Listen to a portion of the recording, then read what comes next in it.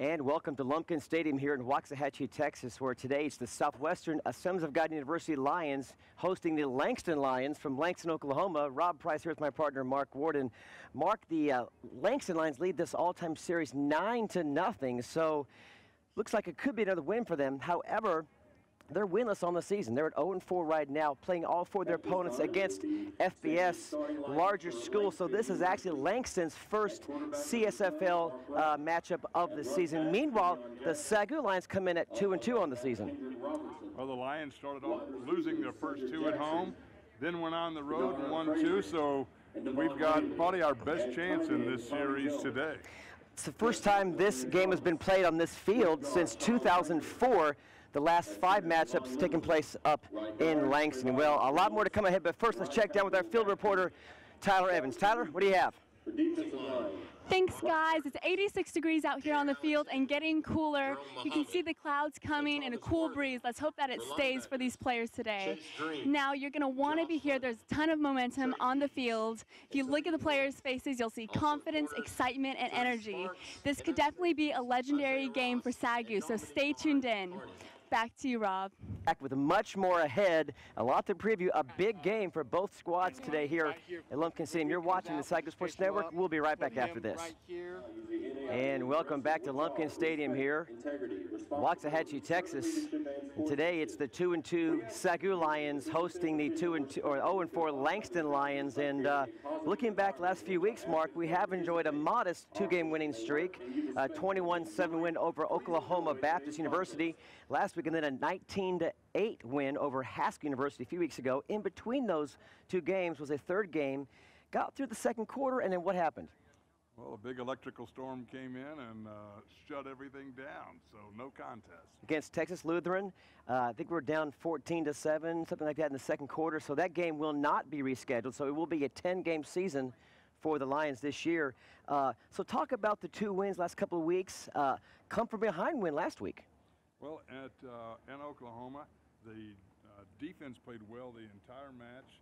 The offense, though, struggled with turnovers. 3 in the first half. We were down 10-0, and actually did fairly well there. But in the second half, the defense gave up nothing to Oklahoma Baptist. The offense ran the ball real well. James Hopkins did. Reed Golson hit a couple of touchdown passes to Dylan Moore and Caleb Shelley, and were never threatened.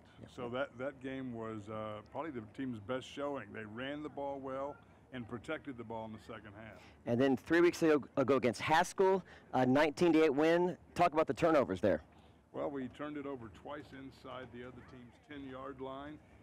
We dropped 2 touchdown passes that we did not get back, and the score could have been a lot more one-sided than what it was. As it is, it was a defensive game that was pretty tough for the Lions to move the ball, but once we got through with the turnovers, which I think we had 4 or 5. 5 turnovers. We got that over with, and but Haskell really didn't threaten us much at all in that game. As far as Langston goes, a quick recap of their season so far reveals something I've never seen before in all my years of watching football, covering football, and that is today is Langston's 5th game of the season, but they've yet to play at home. And those first 4 games, as we mentioned in the open, were all against really tougher opponents, actually NCAA FBS opponents. And what makes it even more unusual is that none of the 4 games they have played have been in Oklahoma. All their games have been in either Colorado or Texas or Louisiana. So yet now their 5th game, they're still not home, and they're still not in their home state yet. Does that have any factor in today's game? Well, in actuality, most people don't consider Texas a state. They consider it a whole of the country. So this is an international game for Langston. Langston is giving up 33 points a game so far in those 4 losses against those 4 NCAA opponents. So we'll see if SAGU's offense can keep pace. Now here's a quick look at that offensive lineup that Jesse Godding will be fielding today as we kick off in just a few minutes. Here's a look at your starting lineup. Reed Golson, Grandview, Texas, senior quarterback. James Hopkins, Ferris, Texas, junior running back. Jason Bethel, Red Oak, Texas, junior, fullback. Jeremy McDonald, San Antonio, Texas, junior, wide receiver. Dylan Moore, Denton, Texas, junior, wide receiver. Tyler Jenkins, Weatherford, Texas, sophomore, tight end. Mitchell Grimes, McKinney, Texas, junior offensive line. RJ Adame, Keller, Texas, junior offensive lineman. Darius Griffin, McKinney, Texas, sophomore, O-line. Paul Selski, North Richland Hills, Texas, junior offensive lineman. Peter Corrigan, Dallas, Texas, junior offensive lineman. And that is your starting offense. Now look at the offensive keys real quickly for SAGU. Number one, no costly turnovers has got to happen. Multiple scoring drives versus Haskell were stopped by turnovers, Mark, and an easy field goal was given to Oklahoma Baptist last week. I should say last week. And then number two, Caleb Shelley and Dylan Moore combined 10 catches for 3 touchdowns the last 2 weeks. And number three, have got to be prepared to score. Langston has scored 37-plus points in 5 of their last 6 meetings between these two teams. So those are your keys today. Let's go down now to Tyler Evans, who's staying by with quarterback. We'll check back with quarterback Reed Golson in just a minute. First, let's go now to our starting defense. Here's a look at today's starters on the defensive side. Jeremiah Mott, Slida, Louisiana, sophomore, linebacker. Kendall Evers, Danbury, Texas, senior, linebacker. Dalton Snyder, Ennis, Texas, sophomore, linebacker. Shaquem Taylor, Dallas, Texas, sophomore, cornerback. Before defensive keys, John Snyder, ask him, Ennis, before Texas, defensive keys. freshman, safety. Trevor McKinley, Arlington, Texas, senior, wide receiver. John Dias, Lawton, Oklahoma, freshman, cornerback. Zach Jackson, Ray, Colorado, junior, defensive end. Harry Ford, Tilden, Louisiana, sophomore, defensive end. Isaac Ice Cold Caston, Dallas, Texas, senior, DN. Rodney, DJ Johnson, Springfield, Missouri, senior, defensive tackle. And that is your starting defense. Now let's go down now to the field where Tyler Evans is standing by with starting quarterback Reed Golson. Thanks, guys. Now, Reed, SAGU just won 2 games in a row, creating a lot of momentum. Tell me, how does that affect the demeanor of the game today? I think it helps us, but we've yet to play our best football after 2 games, and especially the offense, we need to get it going in the first half, not just second half. Now, SAGU has never beaten Langston in a game before. Tell me, how does that change today?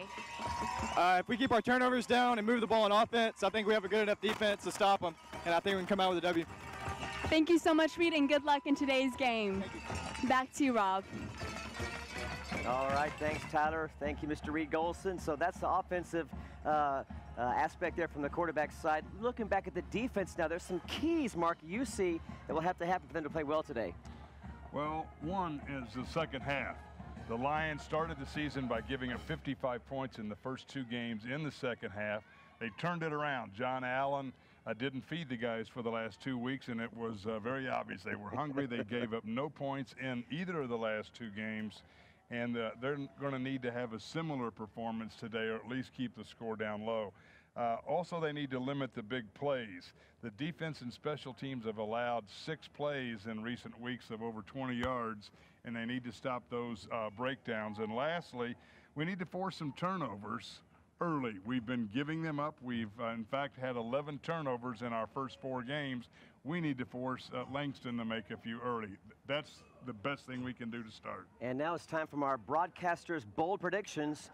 What SAGU will need to do to win and what Langston will need to do to win. From SAGU's perspective, I see 2 things there. Number one, we have to maintain the edge on the ground.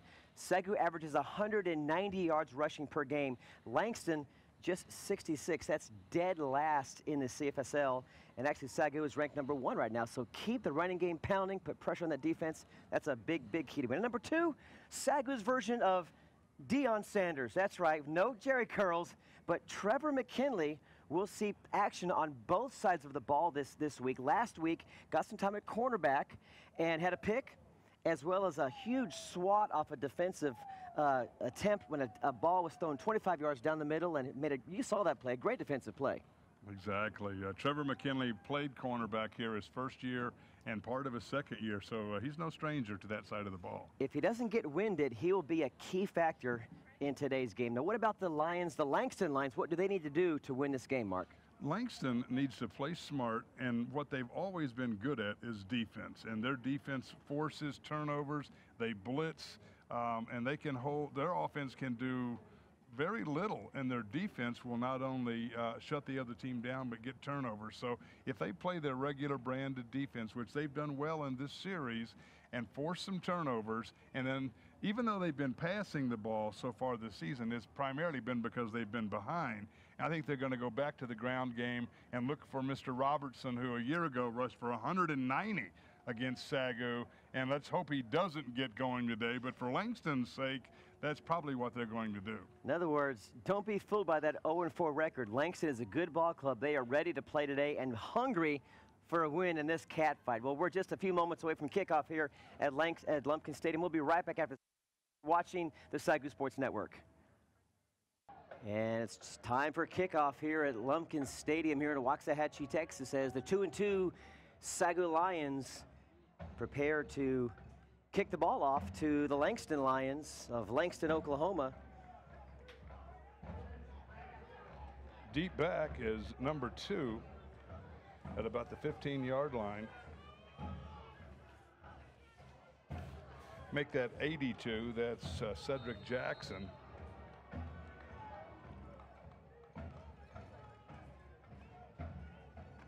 Chad Deeren will kick off for the SAGU Lions. We're going to have a fun time saying SAGU and Langston a lot today. We're going to try to avoid the word Lions as much as we can, folks, because everyone's a Lion today. So be patient with us as Langston pushes the ball forward down just past the 25-yard line, where they'll set up their first possession of the ball game. Torrey Sparks with the run back out near the 30-yard line. The Lions will be in the home purple, while Langston in the white with bright orange helmets and navy pants. They lead the series 9-0, but this is only the 3rd time the series has been played here in Waxahachie. The other 7 have been played in Oklahoma. Mark Wright under center, 27-yard line, handoff up the middle, still on his feet. That's Jackson. Drop for, it's like a 1-yard loss, Mark. That was Trevor McKinley coming up quickly. I don't think the back had any clue that McKinley was that quick and tripped him up for no gain. McKinley indeed getting his start at quarterback opposite of Shaquem Taylor today. Here's right now from the shotgun. He rolls right. Quick pass down the middle. Caught near midfield. That's Zesman White, the tight end, plowing forward. He's 6'6". He was lumbering for yardage. Here it is again. Nice move here. Just dropped his head and tacked a few more yards on that reception. And first down at the 47-yard line. And a little whistle. Motion there on this side. Number 1, Sheldon Augustine. That Augustine guy, the scouting report on him is that he is not only quick, but he's fast when he's standing still. That's fast. That'll bring up 1st and 15 for the Langston Lions. Now the Lions will use 2, sometimes 3 quarterbacks. All of them are supposed to be pretty good passers and not actually prone to running, at least so far this season. We'll see if that holds true today.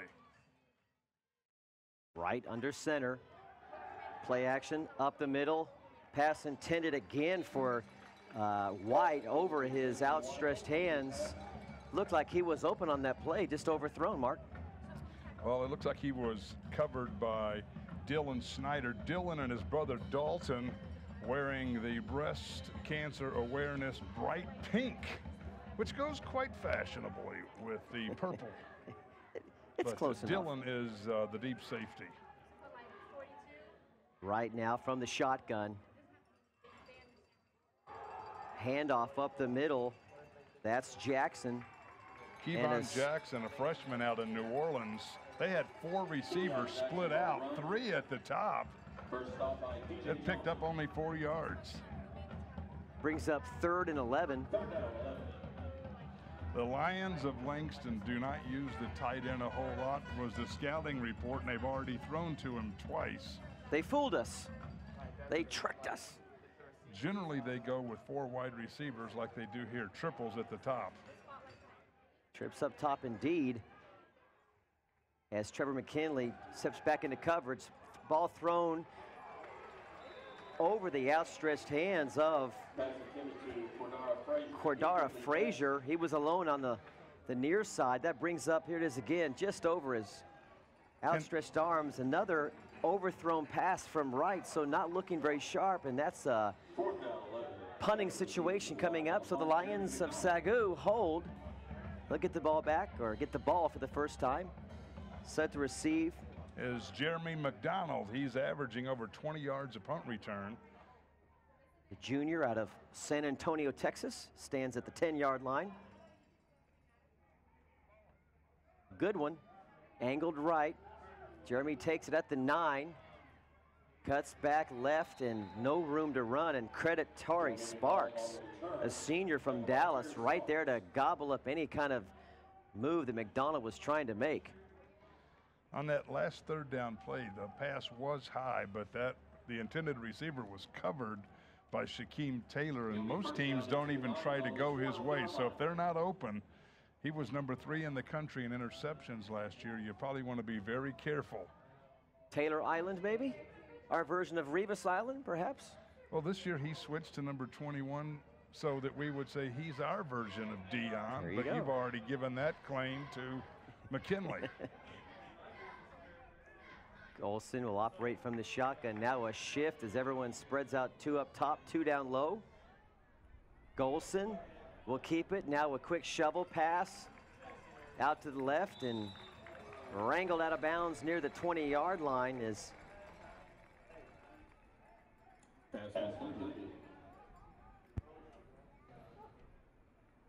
trying to get a number on who that was.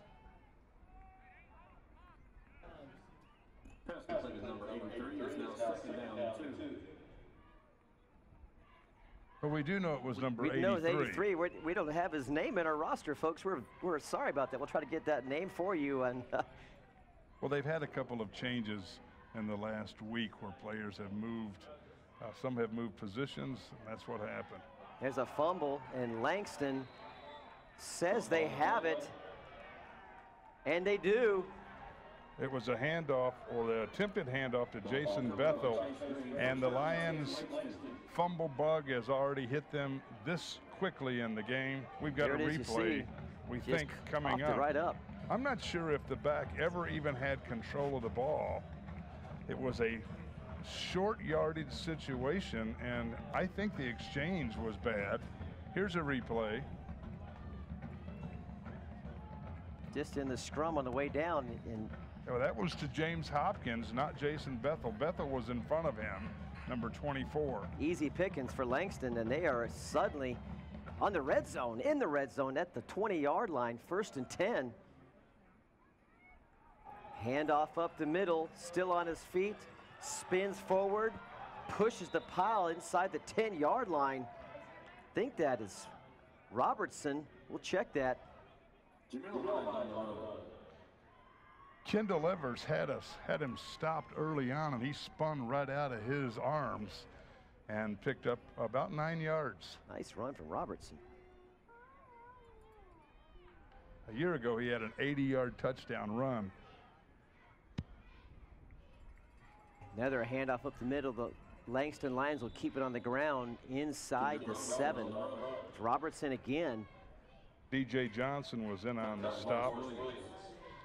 We're going to have to do better than that if we're going to hold them to a field goal. So it's 1st and goal, Rob, from just outside the 7.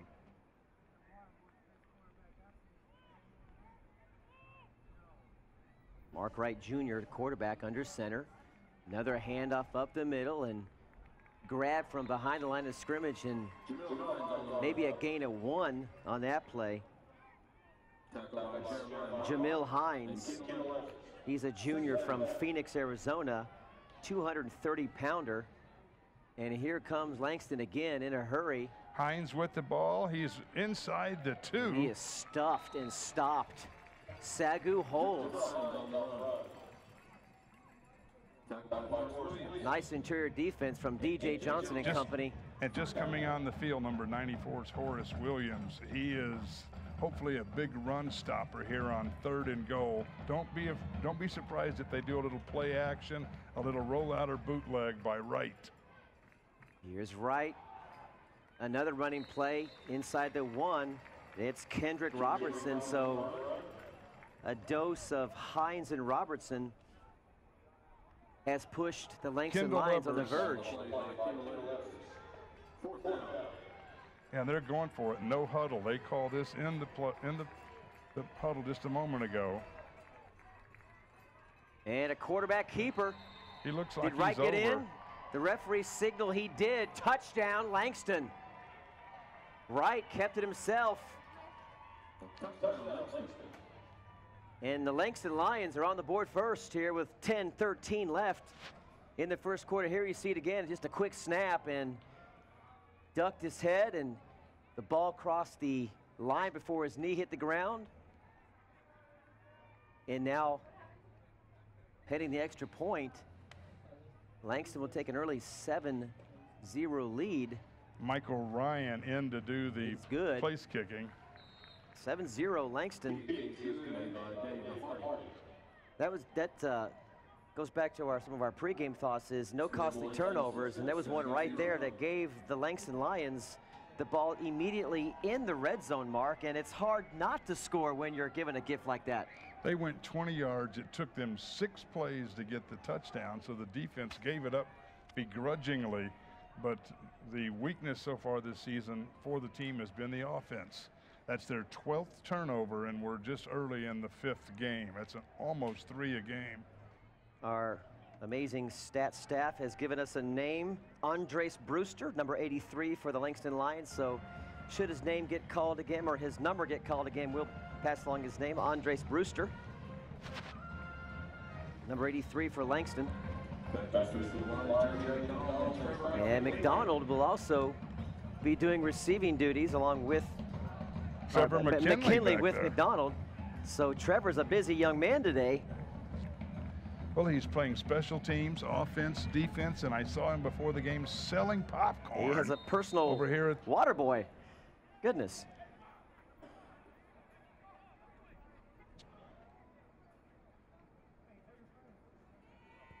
There's Ryan's kick. It's going to be McDonald, takes it inside the 5, cuts back up, past the 20, stopped it around the 21-yard line. He ran right into the back of McKinley. Ricky Edwards on the stop, junior from Dallas, Texas.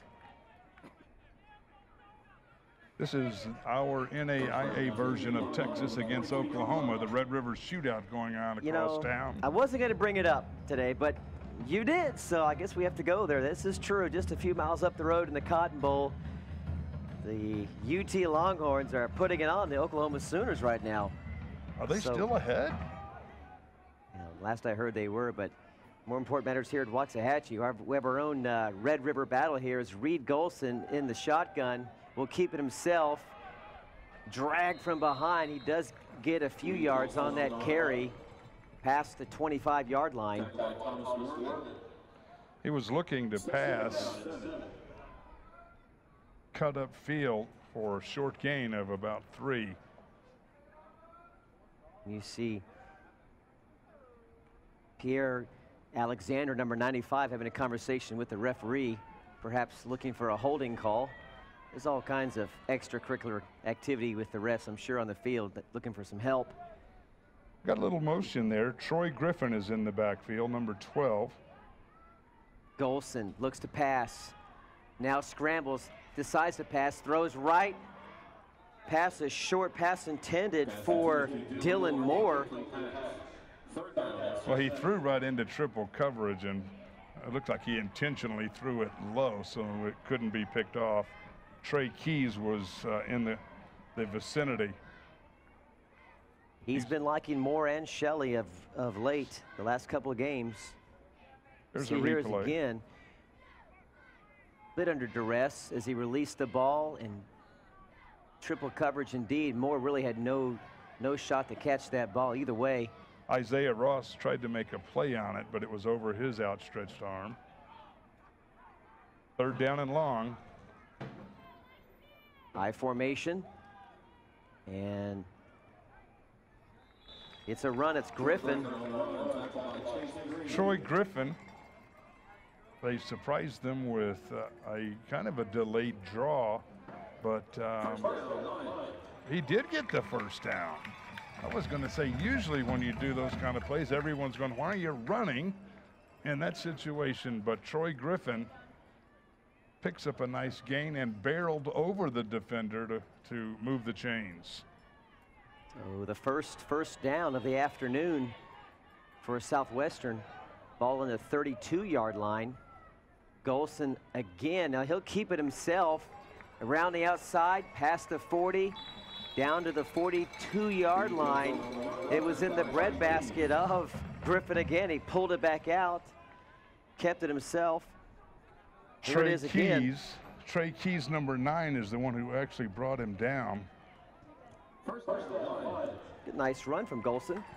He is just as deadly on his feet as he is when he gets his aerial game going, and he's definitely a threat to run anytime the ball is snapped, and Langston knows that, and they'll be watching that all game long, especially those edges. The Lions are giving us a little different look with the offensive line. Josh Goodwin, number 87, in motion. Big catch last week. It's Griffin again up the middle. He's a junior, transfer from Texas A&M Commerce. Hometown is Houston, Texas. You know that Griffin and James Hopkins are like 2 peas in a pod. Same height and weight. They run very similarly, and yet they have done different things for the offense. And you see Griffin grinding his way for a short pickup. 2nd and 8. Golson back to pass now. Plenty of time over the middle. Picked off. Still on his feet. Down to the 32-yard line. That's Isaiah Ross waiting for the ball. An ill-advised pass from Reed Golson into double coverage.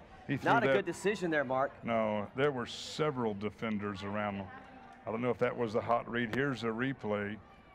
He's looking, and he's going for Vanique Benton, and he had 3 men around him.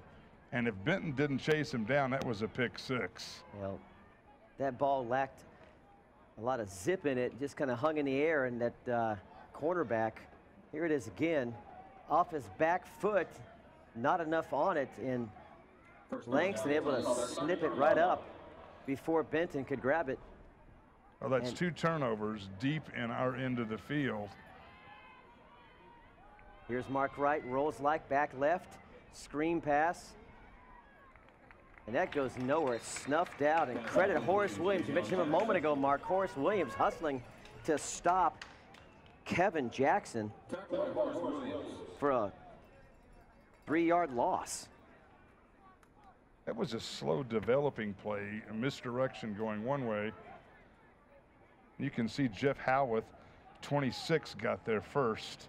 He was the CFL's Player of the Week last week on defense. Langston's offense has struggled all season, and we're making it a little easy for them because of the turnovers. 3 receivers low. The bottom of your screen, 2 up high, and Wright will keep it himself. He pump fakes and spins forward inside the 35-yard line. There's a flag on the field. And that is generally in the area of offensive holding. And that's the indication. That'll move him back 10 yards. That's not a good sign if you're Langston after getting the ball at the 33-yard line. Now you're backed up near midfield after a 3-yard loss and a penalty. Well, the weather forecast call for scattered thunderstorms. That may have scared some people away. It's also fall break. The campus is pretty empty here. But here's a big situation for Langston. 2nd and 25. Wright has to pass. Makes a A good one, a short one, caught near the 50, now down to the 40, to the 35. That's number 34. That's Taylor Berry, running back, caught that ball. Oh, check that. That was actually Kendrick Robertson again. And look at the speed that Robertson goes to a new level once he gets some green in front of him. So Robertson and Hines doing most of the work for Wright today, as we're now at 3rd and 13, ball in the 36-yard line. Not sure if now a whistle right before the snap. Illegal procedure is going to move him back 5 more yards. Well, that's going to confirm what I was about to say, is we don't know about the length of the kicker on the other side of the field, but you're basically near any average kicker's field goal length. Now you're probably out of range for any field goal, so that'll bring up a whole nother situation for Langston to talk about. And there's a timeout on the field. A big play here early in the first quarter. 5:43 left here at Lumpkin Stadium, as the 2-2 Lions try to get above 500 for the first time this season. I wouldn't be surprised, Rob. Their kicker does not have a lot of range. And here's, you see the season comparison. 32 points, it's all Langston has scored. They're giving up 33 a game. 500 more yards for SAGU, rushing yards, about 500 more. 3 more touchdowns, pretty close on passing yards, and a 5-to-1 comparison on passing touchdowns. Langston shut out twice this season, Mark. But again, let's keep in mind, these are all against FBS teams. Nicholls State, Northwestern University, State. Northern Colorado, Incarnate Word. These are NCAA squads who will give any NAI team a run for their money. So again, let's not be confused by this 0-4 record at all. This is a good ball club. They could be in 4-down territory here. The kicker doesn't have a lot of range. Right, back to pass. Did he get that ball off before he crossed line of scrimmage? Doesn't matter. Incomplete, right through the hands of the intended receiver. William Taylor. Looked like Taylor looked upfield just a split second soon. Got to catch the ball, then turn your head, and that'll bring up 4th down. He did everything else right. Threw a block, drifted out as the safety valve. Just forgot the one thing he needed most. The ball. Well, they're going for it on 4th down. Interesting move here. I guess they have a lot of confidence in their defense to hold SAGU. So here we go, 4th and 18, right up the middle. Pass intended for number 5, Devon Bailey. There's a flag. And a flag, and you hope that's not against the defense. It'll bring up a 1st down if it is. Looks like he's making a symbol for holding. Kendall Evers was guarding the intended receiver, who it is against stumbled. SAGU. You hate to see that. Well, it's only a 5-yard penalty, but it is an automatic first down. That's right. That'll put the ball. If we had a replay of that, you might be able to see that receiver being held. But we're going to move it up around the 30-yard line, and Langston catches a break. Here it is. It is now 1st down 10, Langston. The hold happened somewhere near the line of scrimmage.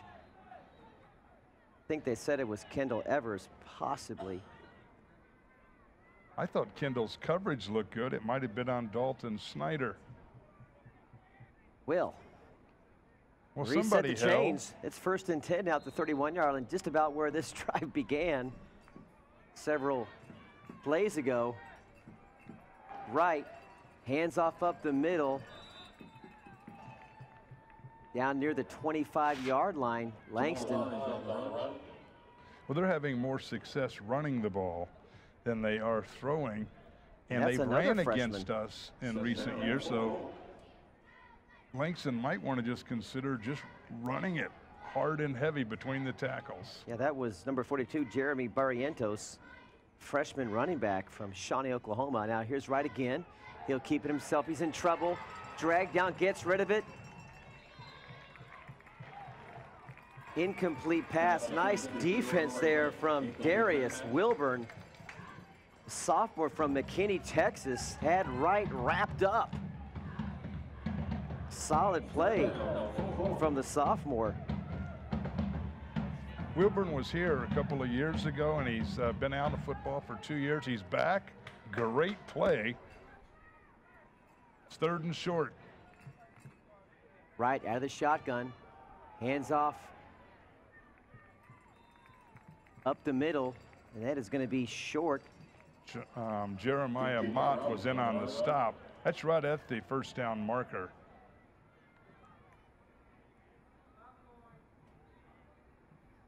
See if they bring out the chains. Call 4th down and 1. They've eyed it enough to determine he's just a bit short, and a muffed snap. Right struggled to even catch the ball off the shotgun snap, and again it's number 42 Jeremiah Mott on the stop. Did he get the first down? I think he may have got it. Yeah, it looked like the Lions that say second they've got the ball now, and we're going to probably pull out the chains and figure out who won that battle. Mott got over there, and it might have been Dylan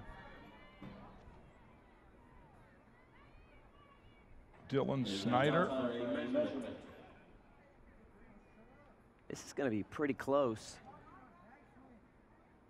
The Lions could hold here and then push the ball back down the field, try to tie this up. That would really shift the momentum, which clearly is right now in Langston's favor here the first 11 minutes of play.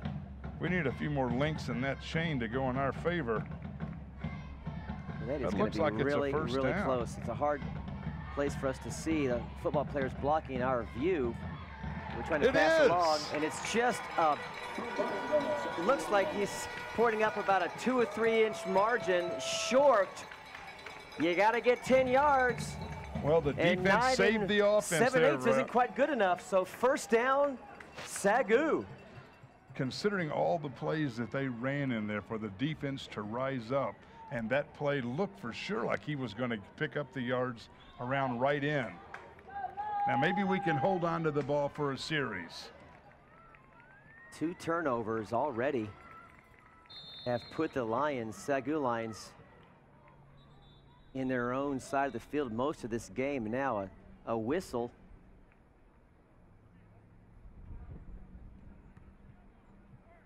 And players will go to their respective benches. Rob, one of the things the Lions have done really well of late has been running the ball. We're leading the Central States in running, and the keys to that has been Darius Griffin, Peter Okorokan, Rogelio Adame, Mitchell Grimes, and Paul Selski on the front line. You're such an O-line guy. Yeah, you give credit where credit's due. I got to give the big boys credit. We've picked up a couple of 100 yards a couple of weeks ago. Last week they ran the ball very effectively at Oklahoma Baptist. And if we're going to win today, as you mentioned in one of the keys to the game, if those guys can neutralize a smaller defensive line, and we do have the size advantage, that's going to loom large as the game goes on. It's all about conditioning at this point in the season. Now, those boys are big and strong, but do they have the ability to be quick on their feet in the fourth quarter? That's been the story of the season so far for the SAGU Lions. First and 10 and 4 minutes 18 seconds left in the first quarter, and a run up the middle for minimal gain. It's John Hunter on the stop. We want to welcome all of our viewers who perhaps watching the broadcast up from Oklahoma, Langston, Oklahoma. Welcome aboard SAGU Sports Network. We're glad you're tuned in today to watch your Langston Lions here in Waxahachie, Texas.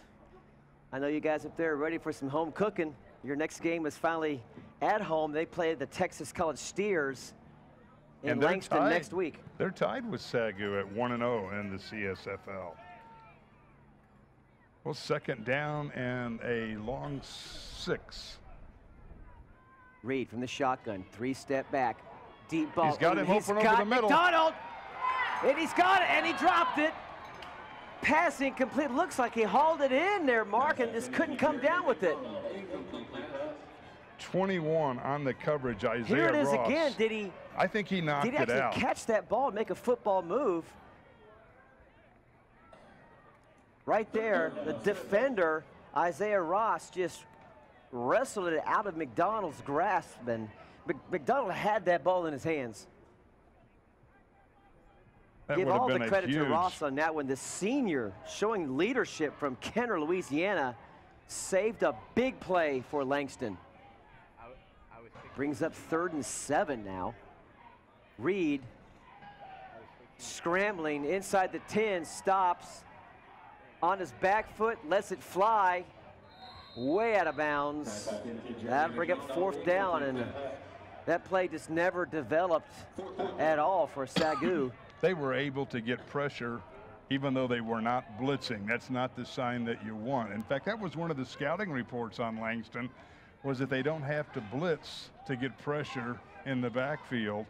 And Golson was on the run from the beginning of that play. Well, they're quick, they're athletic, they can maneuver around some of the slower offensive linemen. They did just that on that play, and Golson had to scramble inside his 10-yard line and throw it off his back foot. Virtually no chance for that ball to be caught. Langston should get good field position out of this.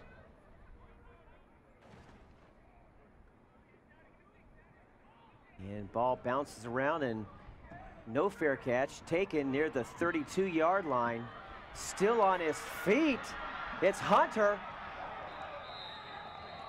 Trevor Van Kempen finally brought him down. Actually, that was Sheldon Augustin on the run back. He's one of There's several a players flag on from the New field, Orleans. Sheldon Augustine with a big return of about 35 yards, but there is a little laundry on the field, Rob. Looks like it may be going against Langston. Well, so far the first quarter, down to 3 minutes, it's all been spent on this end of the field. Here's Sheldon, cuts up the middle, and their flag goes on the right side of your screen. That looks like it could be a clip. That's usually in the vicinity of a clipping call on the defense, which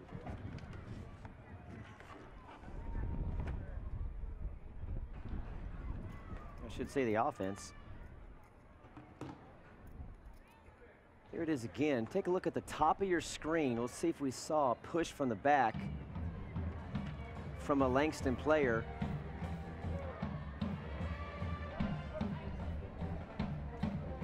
If there was anything, well, you know, the flag is at the inside the 40. Right. It's hard to tell. I really didn't see much downfield.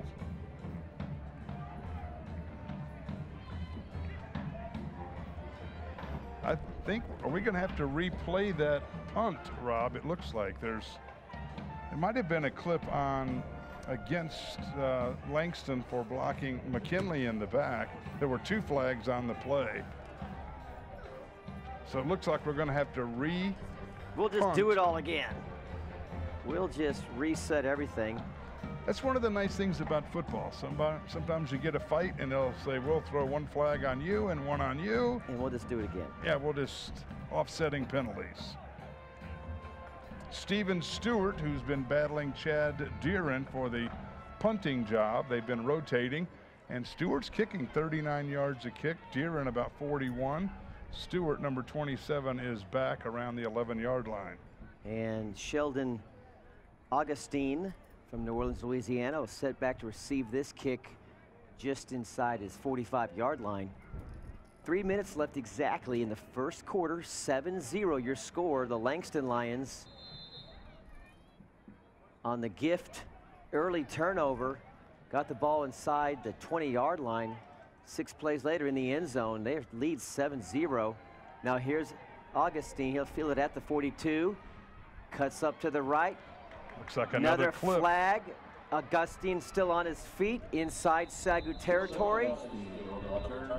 We'll wait and see what the call is.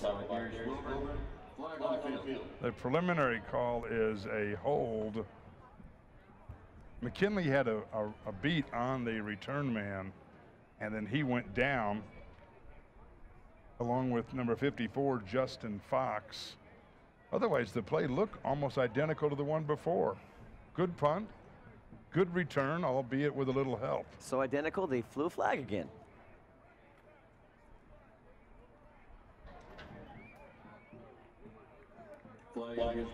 And I'm sure our viewers are also watching, but the Longhorns have defeated Oklahoma 36-20 in the bigger Red River battle today. But here's the replay again, and there you see right there, the top of your screen, looked like a hold against on Mo Monserrat against him. So that'll back up Langston inside their own 40. They'll set up shop at the 39-yard line.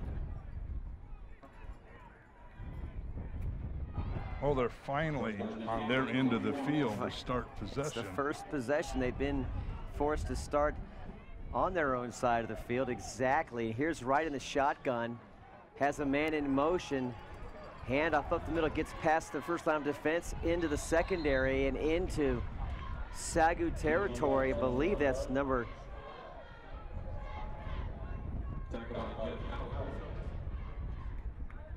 He spun right out of the grab of DJ Johnson. Robertson again. He ran well against SAGU a year ago. Now they're at midfield. Now Wright will scramble left, throws off his right foot, pass complete near the 40-yard line. That's number 88 on the catch, Anthony Williams, a freshman from Oklahoma City. Nice grab, nice developing play for Langston, and they'll face now a second and short, second and 1. Nice throw, precision throw, and we're back to live action here as the ball is handed off up the middle. Looks like Robertson again. Jeremiah Mott comes in to apply the brakes, but not before Lions have got another first down. Kevin Jackson on the run there. Freshman getting a lot of playing time for head coach DeJuan Sanders. And another run play up the middle for a couple. We're inside 2 minutes here. This is Sanders, just his second year at the helm. The new athletic director, Mike Garrett, the former Heisman Trophy winner and athletic director at Southern Cal,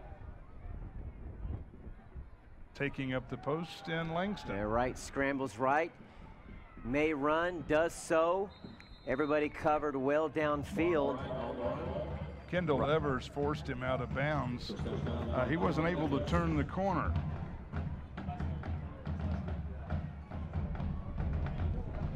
It's fall break weekend here, Mark, at SAGU. As you see this replay, Mark, White looking downfield, nothing really developing. Evers cutting off the angle, making sure he doesn't get anything but maybe 1 or 2 yards. 3rd down and 9. Here comes Wright, looks to pass, does so. He's got a man open. Pass complete at the 18, down to the 15-yard line. That's Cordera Frazier with the catch. He was being guarded by Mo Monserrat. And even though the pass is coming against the wind, the quarterback, Wright, blazed it in there. Mott came over to end that play, but they've now got first down inside the 20. Right, back to pass, throws left. He's got a man. Does he have 1 foot in? He does. Touchdown, Langston. That's Cedric Jackson in the back left corner, beat his man. Well, he beat Shaquem Taylor, our top cover man, and he beat him going long. Here it is again. He was looking at Jackson the whole way. There's the separation, there's the catch, the foot in bounds, touchdown, Langston. Well, not afraid to throw towards Taylor on that play at all there, Mark. Well, they've only thrown one in his general direction, but that's the first time he's been beat on a legitimate play. And that kick makes the score 14-0. We're still in the first quarter. Lions down by a couple touchdowns now. This is shades of a year ago when Langston took turnovers and jumped out to a 21-0 lead and then just sit on it the rest of the game, and it was plenty. The Lions didn't score till the 4th quarter. Nice touch on this pass by Wright. Taylor jumped up in the air, but too much air underneath it. And there's the catch. There's the left foot down. And there's one. Down a second time. And hand down. That's all you need in college football, 1 foot and possession.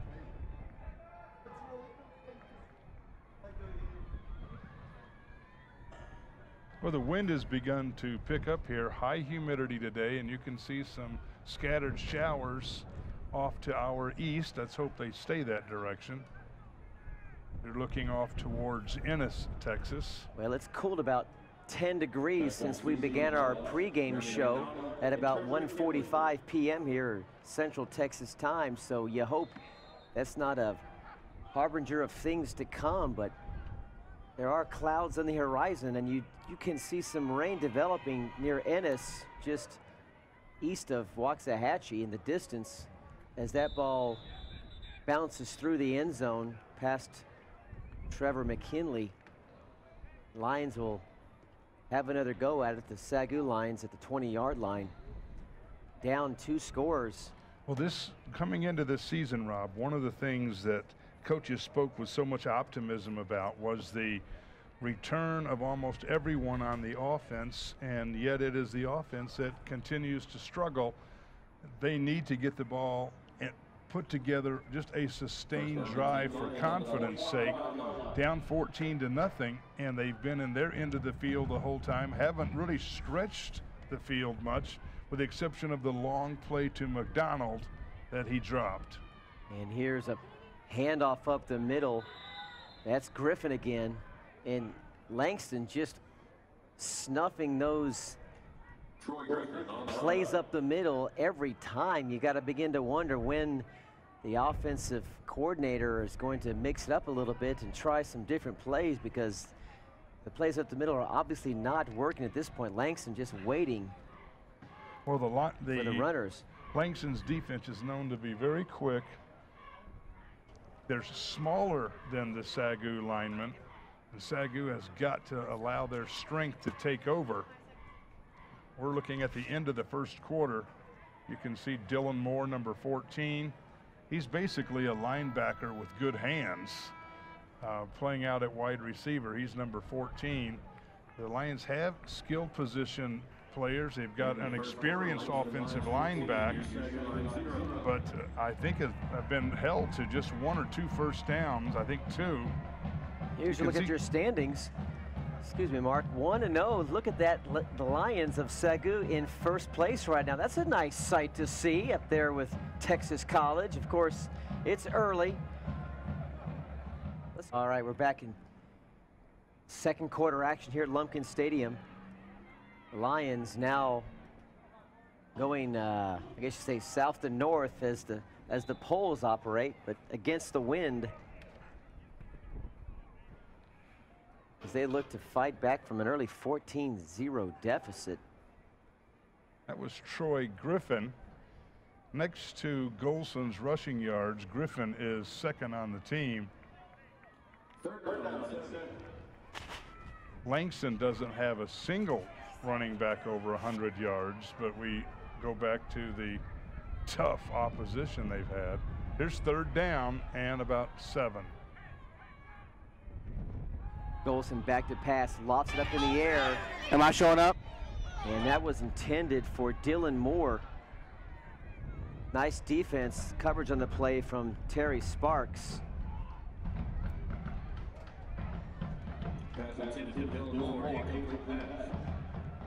That play worked well last week at OBU, not so much today. Well, the Lions could use a really good punt. Chad Deeren, number 19, is back inside the 15-yard line.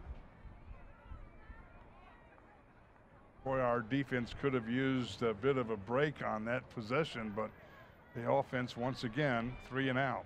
Here's Sheldon Augustine. He rumbles back inside the 25-yard line. Good kick. Ball out of bounds inside the 20. Kept it away from Augustine on that play. We'll give the ball back to Langston. In pretty decent field position if you're a SAGU Lion.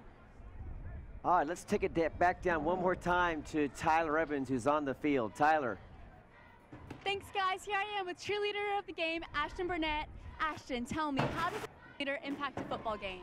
I think that everyone always needs a little encouragement, whether they're doing good or whether they're doing bad. I think that it's always good to know that you have fans supporting you, pumping up the crowd, showing some love, and I think that's the cheerleader's job, just to show that we care and we're here to support them no matter what. Now, earlier you told me about the exciting bonfire event that the cheerleaders are doing. Why don't you tell us more about that? I am so excited about the bonfire. We are bringing it back after 2 years. It's going to be such a fun event. The Friday before homecoming, a lot of people are getting out and we're having this huge bonfire. We're having kind of a tailgating thing. There's going to be food. There's going to be like roasting hot dogs and marshmallows. It's just going to be a fun thing to get us pumped up for the game the next day. Thank you so much for your time, Ashton. Back to you, Rob. Yeah, thank you, Tyler. And as you watched as that play unfolded during the interview, a huge pass reception has put the Langston Lions at the 37-yard line. That was Cedric Jackson on that reception downfield a moment ago. Here it is again from White to Jackson. Just out-jumped the defender. That was Dylan Snyder. Here's a run running outside, down to the 30, 25-yard line. That's Kevin Jackson. Trevor McKinley makes the stop. Part of what I think you're seeing here is the defense has been on the field the entire first quarter, and they're going to show signs of wearing down, and here they are getting out there with just a matter of a minute or two to catch their breath, and they've got to go right back again. Hand off up the middle to Jackson. Ike Caston, one of your favorites, in on the tackle there, Mark. Well, the senior from Dallas, Cast Iron, makes the stop. Bring up 2nd and 5. White from the shotgun. Sends 2 receivers down, handoff up the middle, and stuffed on that play. It looks like that was William Taylor on the rush. He's a senior running back from Chicago, Illinois. Maybe a gain of 1-2, bring up 3rd and 3. Langston has had the ball already enough that they've scattered or distributed the ball to a number of different running backs. Here's another running back, still on his feet. The 10, 5, touchdown, Langston. That's Jace Boyd. How many running backs do they have at their disposal as Boyd rumbles in around the left side to put Langston up 20-0. Kendall Everts had a shot at him early, and it looked like he stiff-armed him right in the face, and he was down. And this looks very similar to what we've seen before. The Lions making turnovers, can't move the ball, and then Langston eventually takes over. Boyd, a senior from Dallas, Texas. Dave DeHarty, who's their primary punter, is in for the extra point, number 49. And now the Langston Lions pitching a shutout of their own, trying to pay back some of those painful defeats that they endured in the first month of the season. The kick is good. Here's the replay. Watch Kendall Evers come in. Yep, stiff-armed him.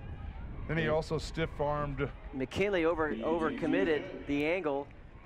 He had no shot. He also did the same to Dalton Snyder. Pretty strong arm. He got 2 guys in about 2 steps. And they made that one look easy.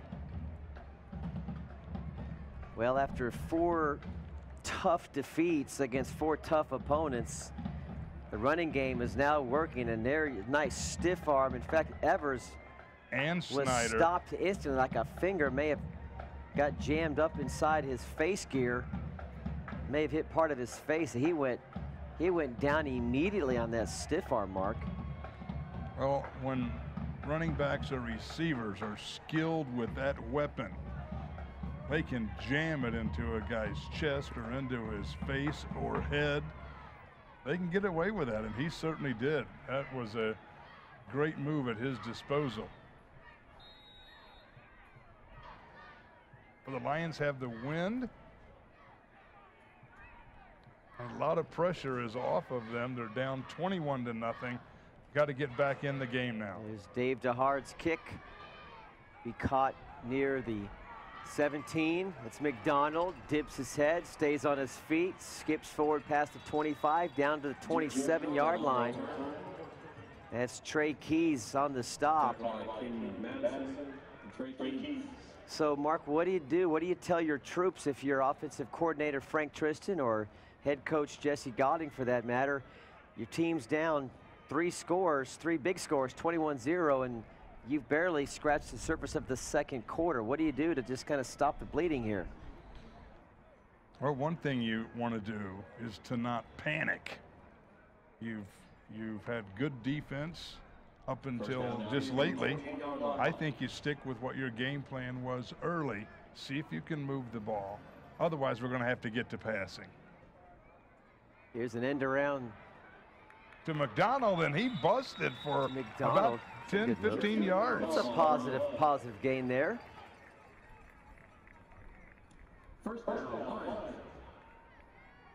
He had a great move to get outside of Talib Woods. Little hesitation from Reed. Spun to his left and handed off to McDonald. Nice stiff arm himself. He put on number 4, Talib Woods. And that'll push the ball out to near the 40-yard line. One of the top defenders Langston has is number 7, Chase Green, a junior, averaging 10 tackles a game. He even outran him to the outside. Reed will keep it himself. Now a shovel pass. Puts his head down for a gain of a couple more. That's Chris Bigham.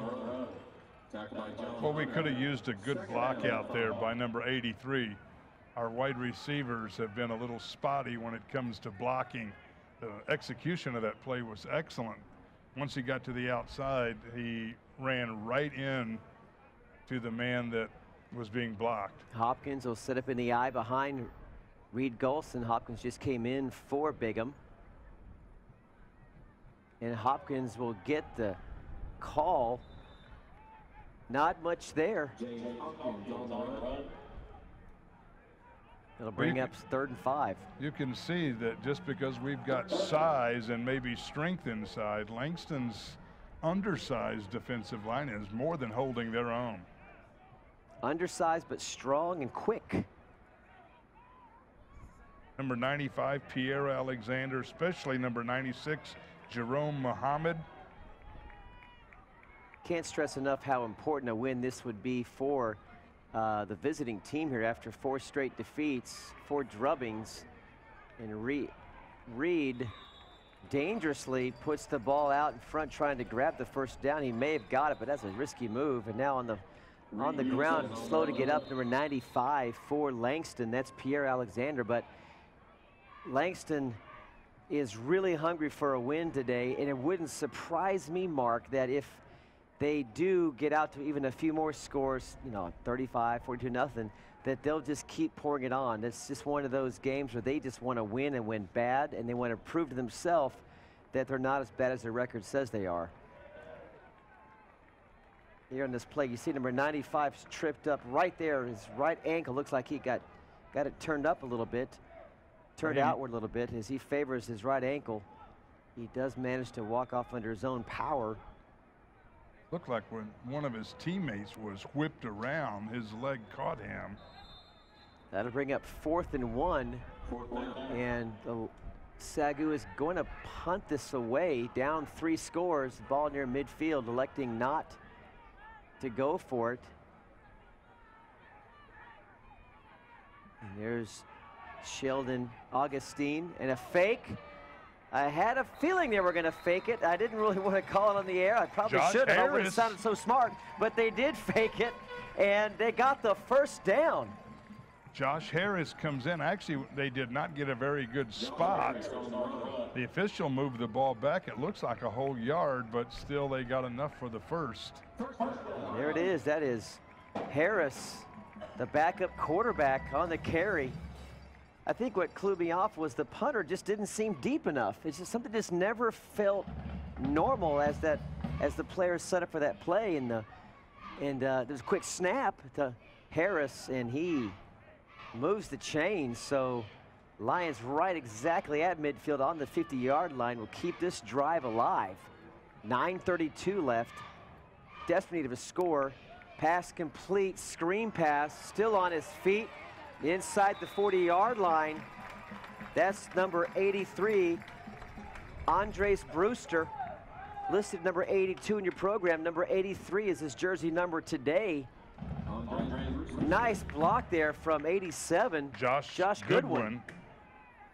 Goodwin, 6'3". A week ago, Robbie, he gathered in a 38-yard pass from Vanique Benton. He's getting more playing time. Now we've got 3 receivers at the top. Let's see if we can cash in one and get back in the game. Hopkins in the eye. Reed will keep it himself. And he's met by that Langston defense. And there's a fumble. Fumble, and the Lions of Langston say they have it. They might have called him down early. Depends on where that whistle, that the official was holding up 2 fingers for second SAGU's going to keep the ball. They're going to keep it. Golson cut inside. Here it is again. His knee was down before the ball came out.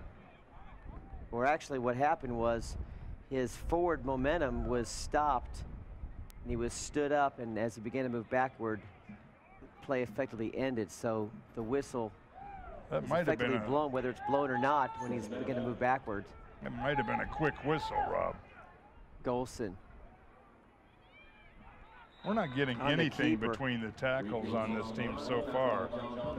Just Hunter on the stop. Hunter's a linebacker, number 11. Yeah, Golson was lucky in that play. That could have been whistled a fumble, but the forward momentum was stopped, which really saved the fumble call on this play. Golson just nowhere to go. Well, that is the fumble play, thankfully. He had stopped moving forward. Anyway, 3rd and 10 here at the 39-yard line. Golson looks downfield, plenty of time. Now got to scramble and rip down to the ground for a sack. That is Carl DeVorce,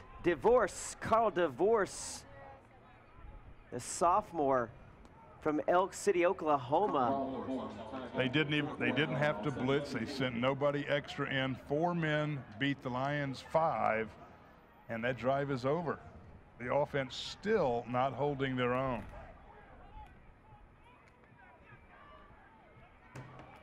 Well, Steven Stewart is back. Yeah, not going to be a real fake punt, this but time. now there's a whistle before the punt was kicked.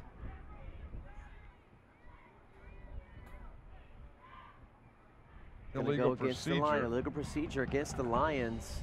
Will back them up 5 more yards.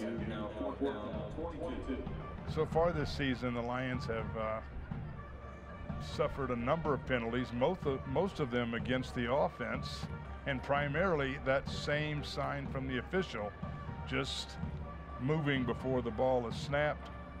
I didn't see any movement on that play, but it's going to move him back a little further. It's 4th down and 22 yards. Now a punt, a high one taken inside the 10 is Augustine. And he's ripped down at the 15-yard line, a game of 5 on the play, tackled by Zach Jackson. Zach Jackson from Ray, Colorado, plays defense, comes in, gets a lot of activity, and also plays on special teams. Yeah, if you're on the Langston sideline there, you got to be happy with how things are going so far. Find yourself up 21-0 with the advantage of a couple of turnovers. Early good field position. In the pregame keys, one of those that we discussed was the Lions avoiding the costly mistakes and forcing early turnovers. Well, it's just the opposite. We committed 2 early turnovers, giving Langston not just great field position, but confidence. Well, 1st and 10 on the 15-yard line, 6:44 left. Wright will keep it. And he's going to get dragged for a loss. Harry Ford At comes best, in to no make gain. the stop. Well, it would mean so much for SAGU if we can get a defensive stop here and somehow get points on the board before intermission. Even field goal, even 3 points, just get that goose egg off the scoreboard would help things quite a bit. 2nd and 11, a loss of 1 in that last play. Wright sends 3 men out the top, throws to the right, short, inside underneath, complete to Bruce Thompson. Bruce Thompson with the 7-yard pickup. He was being covered by Trevor McKinley. Well, here's a 3rd down. This is the money play. This is where the Lions can get the ball back. Trips up top, right, handoff up the middle, plenty of running room. McKinley on the stop. That's Kevin Jackson on the rush. 1st down, Langston. 13-yard run by number 14, Jackson. He has the lead in his team's rushing total so far this season. And Langston keeps our defense on the field. Mark Wright again. Now a quick pass, screen left to Augustine. Zips past 1 defender. Dives forward near midfield, 48-yard line. Some nifty running after the catch from Sheldon Augustine. That's the difference in having wide receivers blocking well. You take a pass that is a no-gainer and it turns into a 1st down. Lions in that 4-3 defense. I'm not seeing many blitzes today from the Lions. Now a flag that's going to be against the offense. Looks like an offensive player may have moved. And they'll back him up 5 yards.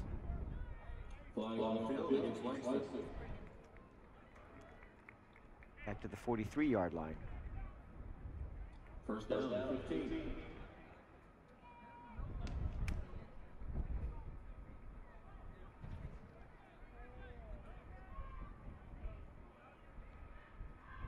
Langston is located about 45 minutes north of Oklahoma City, small college town, the only historically black college Ball in the comes state. right back. He somehow gets rid of it. That's an odd play. It was a fumble. The ball bounced right back up into his hands. He was able to scramble away from the defender and actually attempt a pass. None of it worked, but he tried. I know, that's why. I'm telling you. Ike Caston came in and applied the pressure. It's going to go down as a no gain, an incomplete pass, bringing up a 2nd and 15. High formation for Langston. Handoff up the middle. That's Jackson again as Robertson. That is Kevin Jackson again as he squirts to the right for a gain of a couple. Kevin Jackson, freshman from New Orleans, Louisiana, getting plenty of touches today here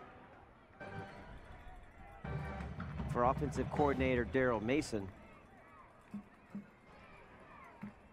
Next home broadcast here on the SAGU Sports Network for football is going to be October 26th against Oklahoma Panhandle State. That's a 2 p.m. kickoff. Right now, pass complete and ripped back for a loss. Talton Snyder. He snipped that one out. And when the pass is thrown behind the line of scrimmage, you don't even have to wait till the ball gets there. You can tackle him, hit him before the ball even arrives. There is no pass interference when it's behind the line. That'll bring up 4th down. A spark on the field brings the crowd to life here at Lumpkin Stadium. As the Lions looking for any opening to climb back into this contest.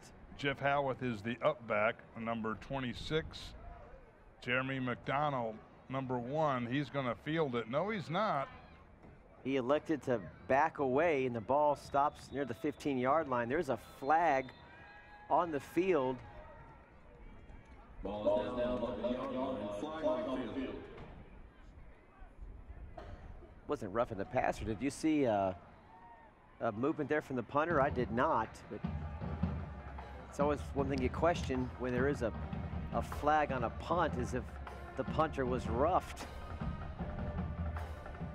You can have a 5-yard running into the kicker, or you can have a personal foul, which is a 15-yarder.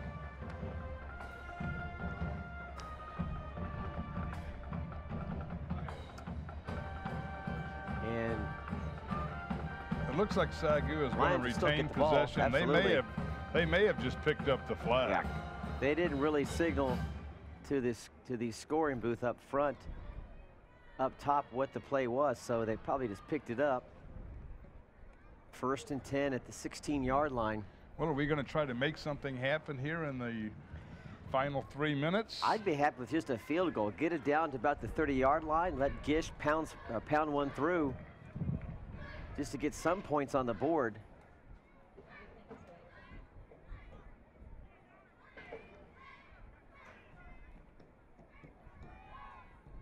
Well, he hands it off up the middle, it looked like, to Troy Griffin. And the Lions may be just wanting to play it safe.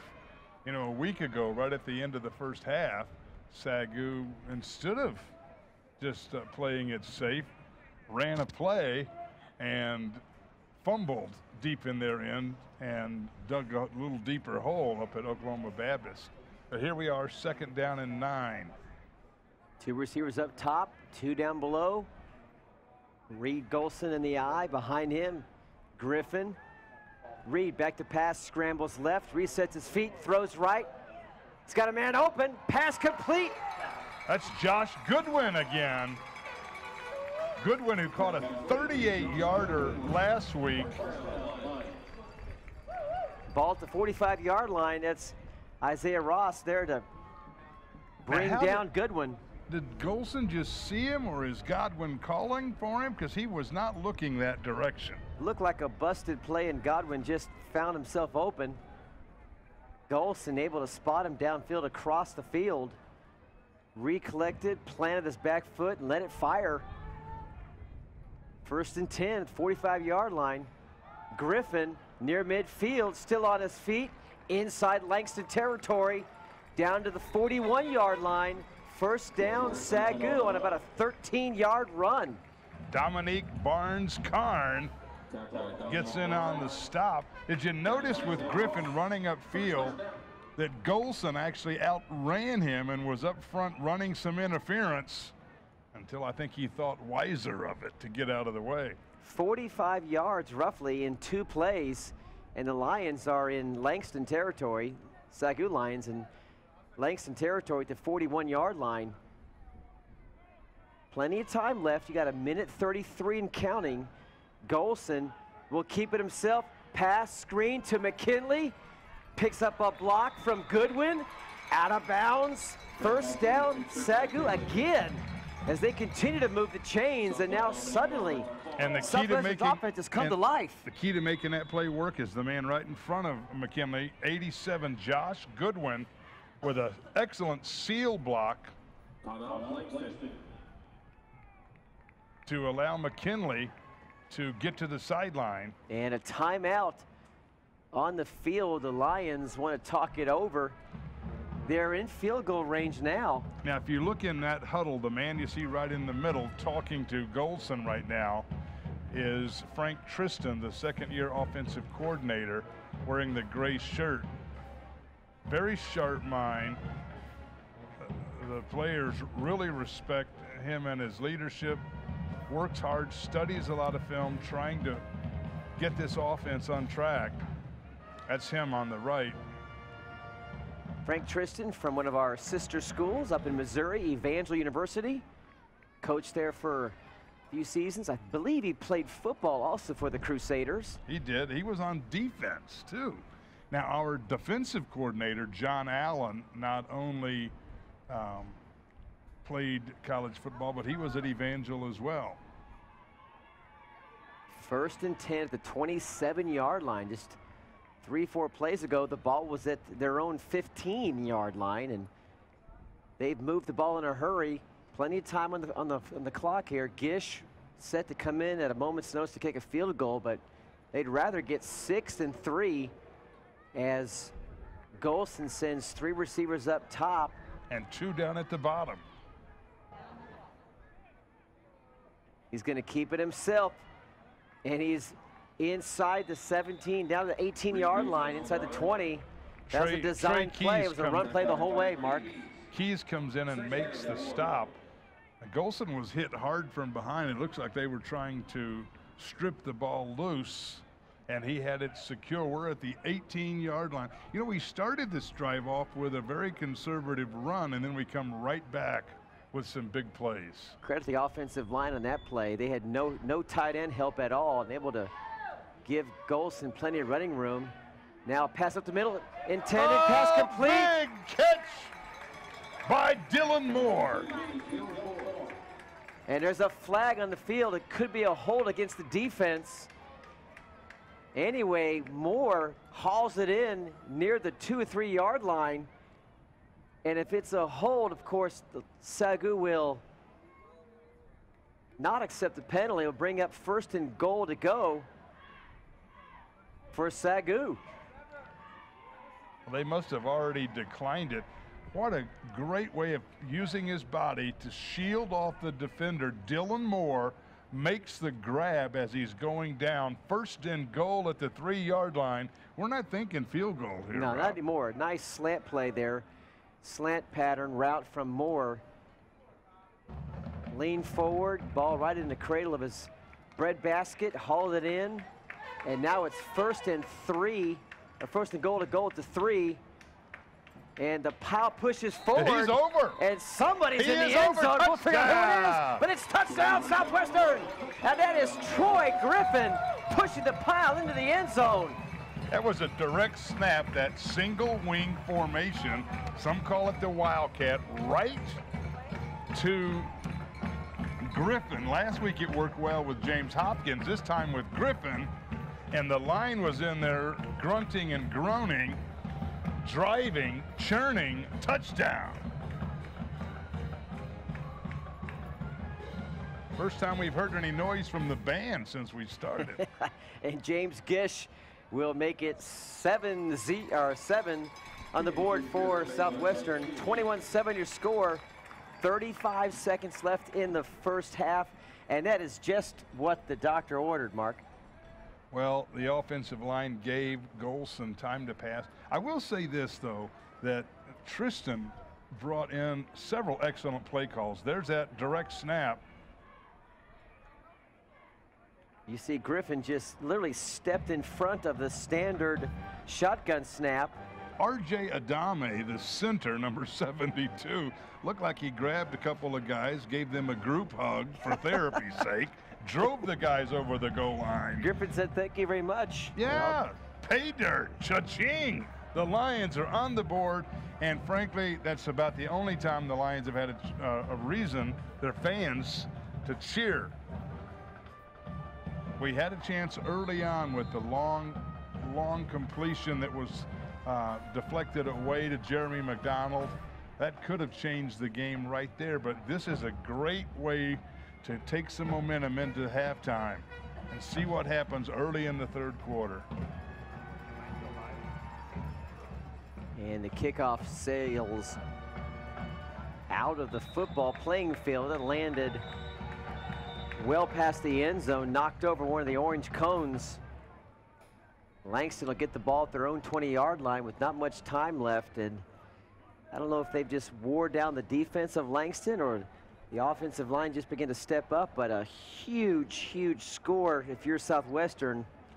You do not want to go down at halftime 21-0, and although you're still down 2 scores, you got to feel like you're right in this ball game again. You always want to go into a half with some momentum, and barring an unusual play here, the momentum will be slightly shifting back towards the Purple Pride. Now, will Langston try anything, or will they just suffice it to say, just take the lead into they'll run and see what defense gives them. Not much there. That's Jamil Hines He got a couple of early touches in the first quarter. Caston and Umfenauer in on the tackle. And then the running back by committee began to ensue for the Langston Lions. Hadn't seen much of Hines since about the 12-minute mark of the first quarter. But he gets the call on that one to bring up 2nd and 10. Looks like the Lions have called a timeout. Yes. Well, they're say Lions. Which Lions? Well, SAGU. They, you can say, I think that was John Allen. I'm not sure, the defensive coordinator. You see Jesse Gotting out on the field. Allen is the man right in the middle of that defensive huddle, right in front of number 7.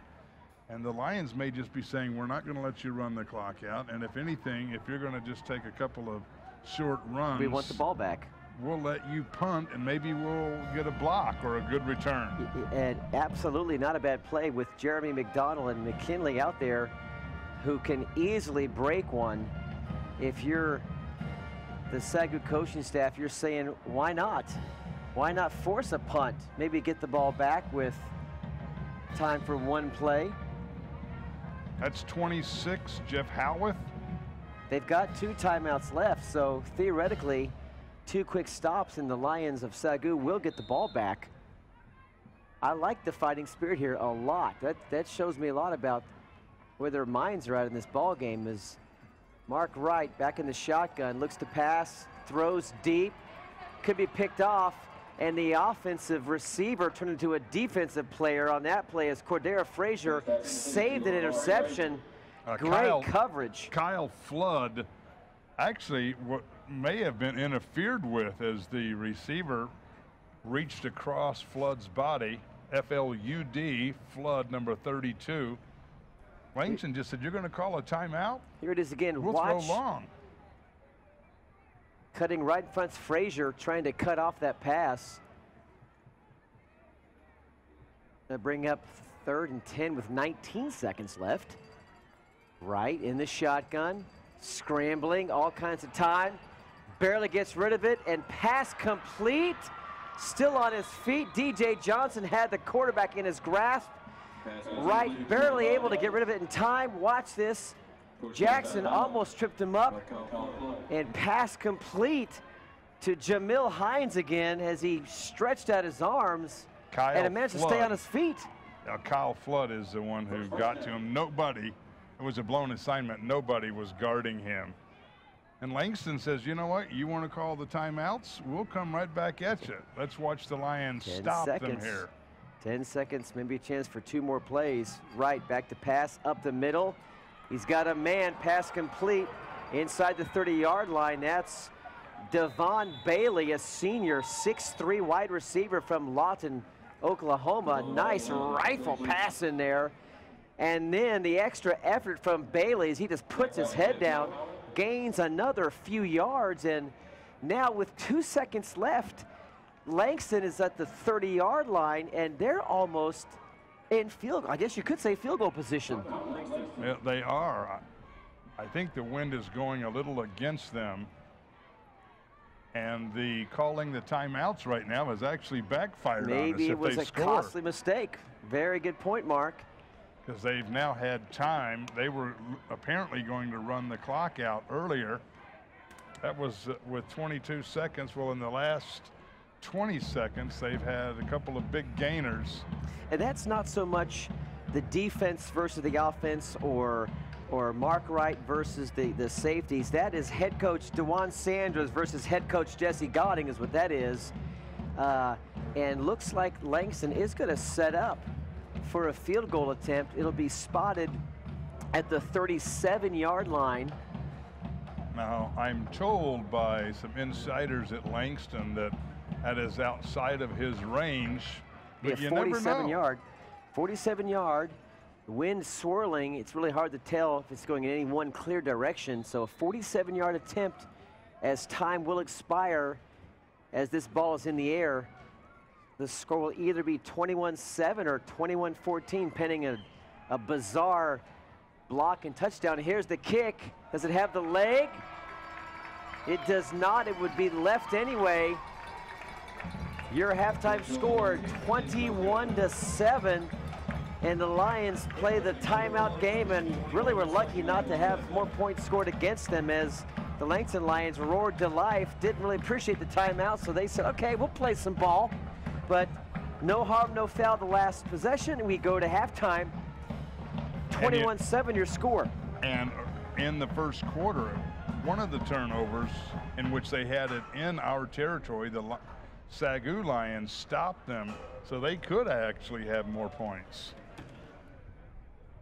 We've got plenty of halftime festivities. We'll try to get some stats information to you at halftime. We'll take a quick break here. You're watching the SAGU Sports Live program here on the SAGU Sports Network. We'll be right back. Stay tuned.